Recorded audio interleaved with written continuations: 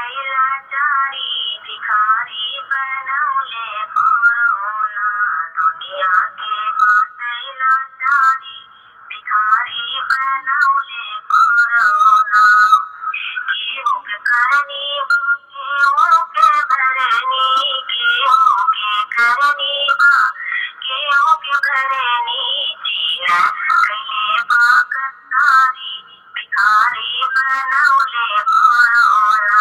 जीना कहे बागतारी भिखारी बनवले कोरोना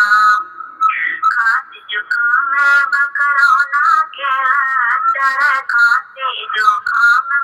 कोरोना के लक्षण जब रोई करे उपचारी भिखारी बनवले कोरोना जब रोई करे उपचारी भिखारी बनवले कोरोना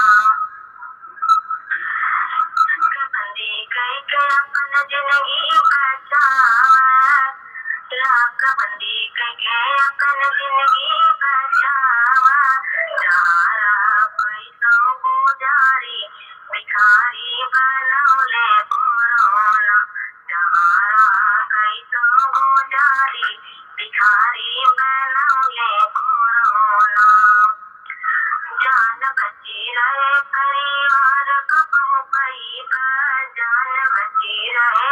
परिवार कबहू पैबा नहीं दैव स्वर्गा से भारी भिखारी बनवले कोरोना नहीं जब स्वर्गा से भारी भिखारी बनवले कोरोना दुनिया के बाटैला चारी भिखारी बनवले कोरोना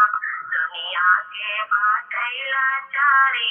भिखारी बनवले कोरोना अगर ये